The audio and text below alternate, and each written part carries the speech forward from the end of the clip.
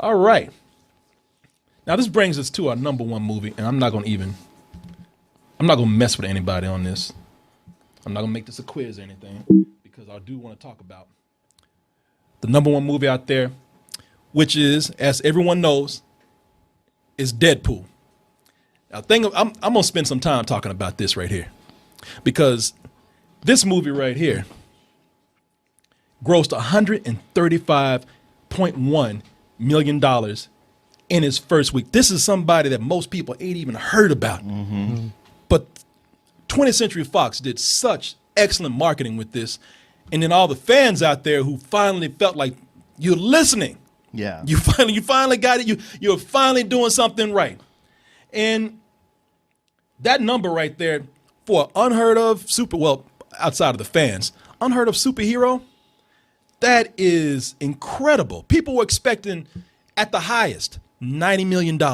Right. And that was before. Weren't they projecting 60 and said, like, it'd be nice if we got 90? And yeah. It's funny to me how many of us, other critics and fans been like, man, I really hope this movie does well this weekend. As if there was some chance that it wasn't going to. Well, people were worried about it. Right. And then as the marketing started to pay off, and then as they started doing some early screenings, and people walked out raving about this, even people who didn't know the character. And then once they saw the pre-ticket sales for this, people were saying, yeah, it jumped from 60 to 90. And then some people said, wow, we're going to have $100 million weekend. 135 people woke up today and like, what the fuck?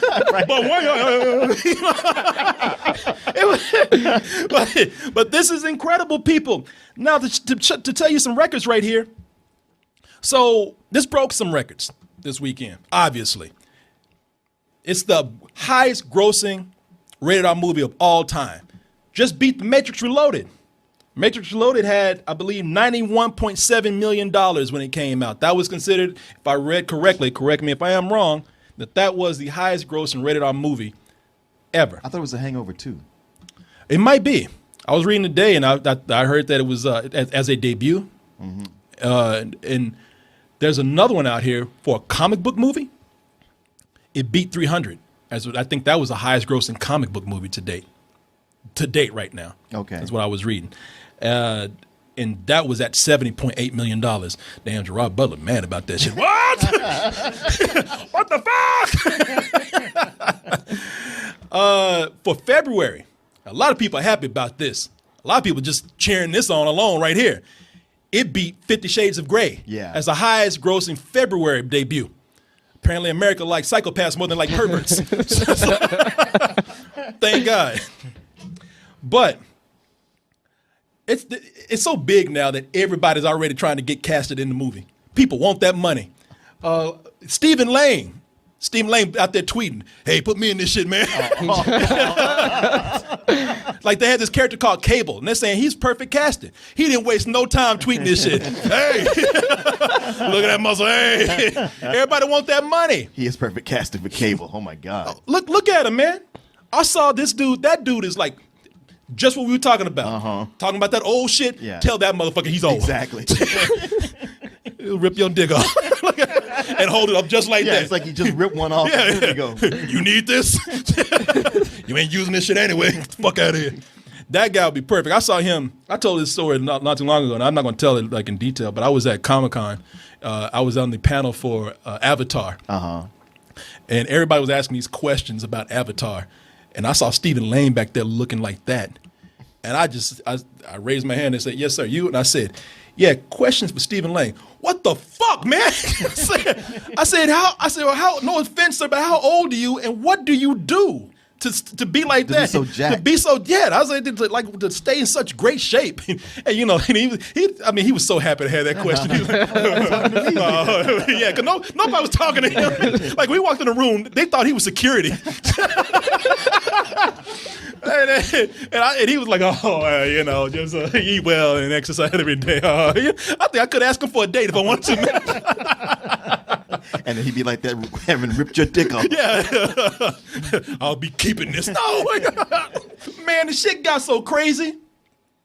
Before the weekend was over with, people calling dibs on Deadpool. I was hanging out with Cam last night on 6th Street. Before the weekend's over, people already getting their shitty Deadpool costumes together. Out there piggyback. Look at this shit. Out there doing nothing. The funny thing is, they doing What's Batman out there? They were literally just staring at each other. They didn't That's do. it. I thought that they would have had something rehearsed, choreographed a fight scene. No, they just stand there looking at each other. Shitty. My movie's coming out next month. Yeah. Shitty Deadpool and black Batman with a beard, just staring at each other. I mean, there were people who were walking, who were just standing, just looking at him like, what the fuck y'all gonna do? It's like, oh man, fuck y'all. Funny thing is that if Deadpool was real, that's how that costume really would look. And that dude was mad too at the beginning. You could see somebody like come up and touch him. He thought he was Deadpool. Don't touch my sword, man. Look at Get the fuck out of here, man. Ain't nobody listening to you. Looking like a fucking 8-year-old with them old, those fucking costumes about HEB and shit. The thing with Deadpool now is that fans have it right. Fans, for a change, fans have said, hey, look, yeah, we've asked for something before. And we just, we cried until you gave it to us, and it didn't work. But, man, y'all saw the test reel for Deadpool. Hola! Me llamo Vecina de la Muerta. There's no easy way to say this. I'm pregnant, Trevor.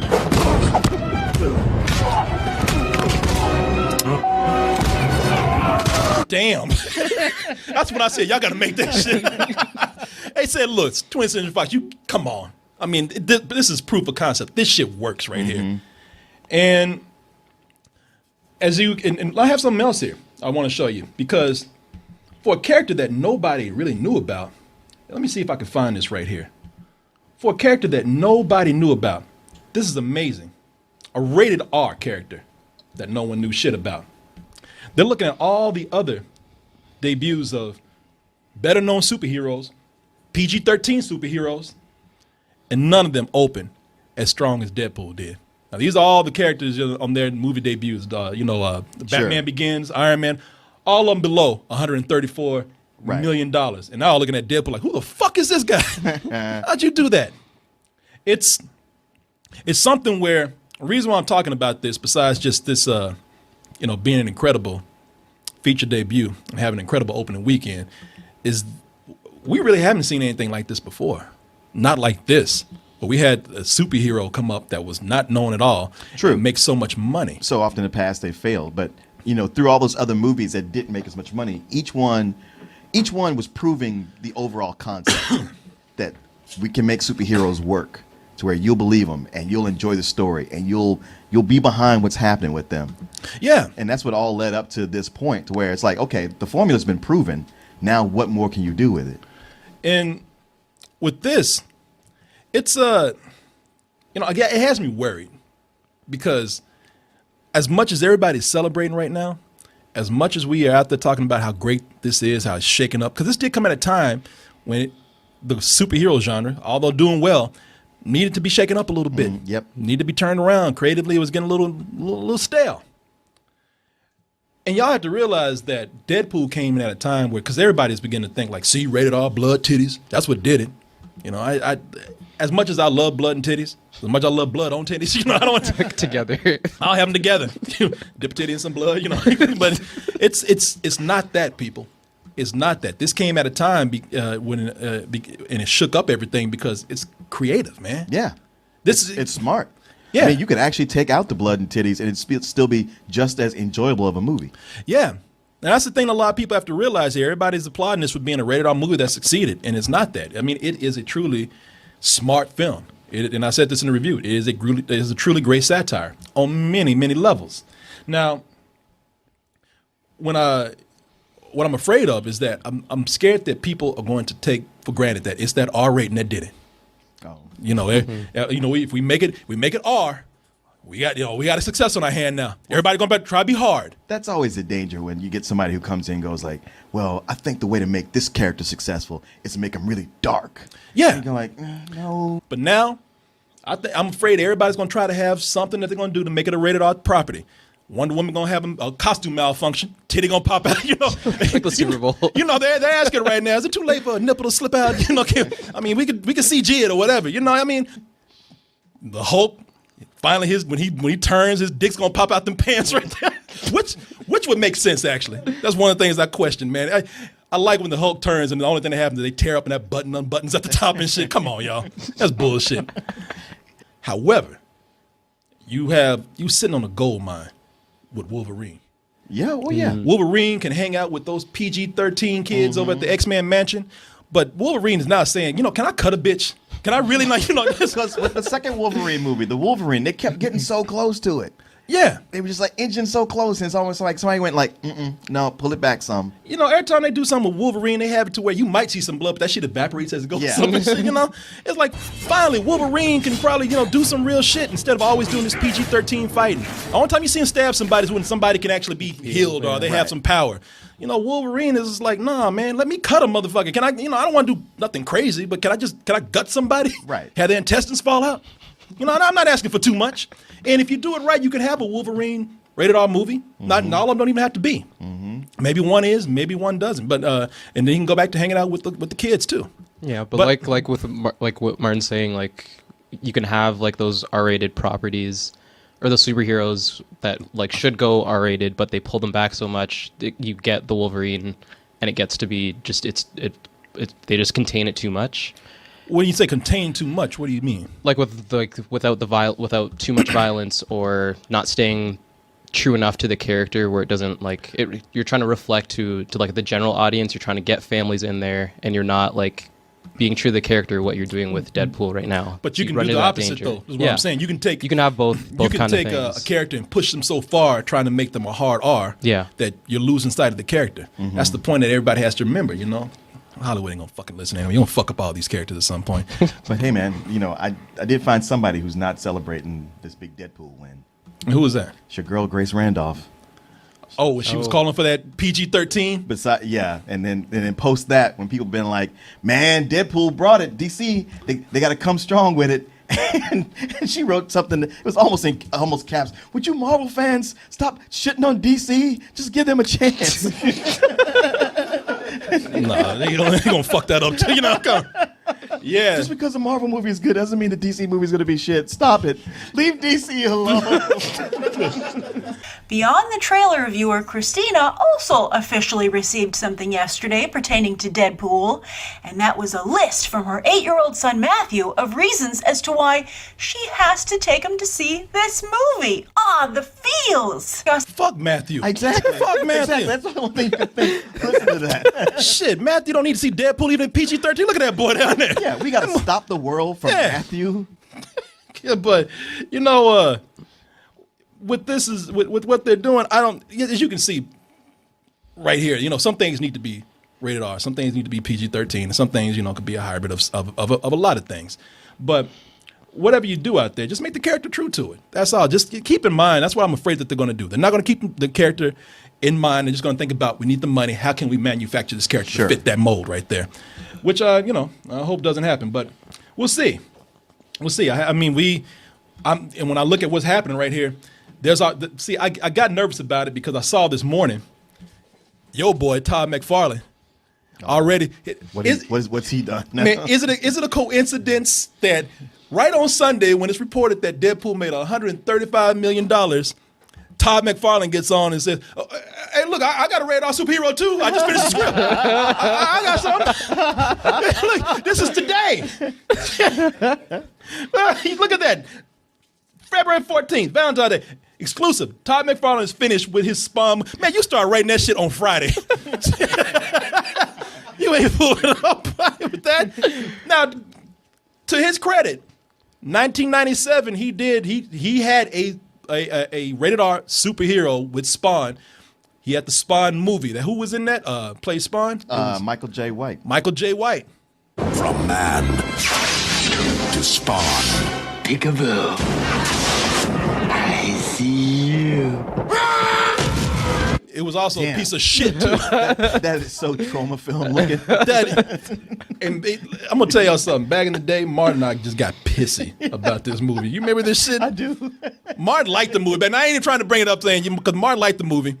I can explain that. Though. You even wrote a review. There was man, it had the shittiest CG, and Martin wrote a review like, hell has never looked more glorious in this movie. I've never seen such better CG. Were you on painkillers or something at the time? No, man, I've just always hated that comic book. And when I saw this movie, I was like, oh, I actually understand the story from the way they broke it down here. And when Martin wrote that review, you should have seen it. This is when Martin and I first started doing reviews together.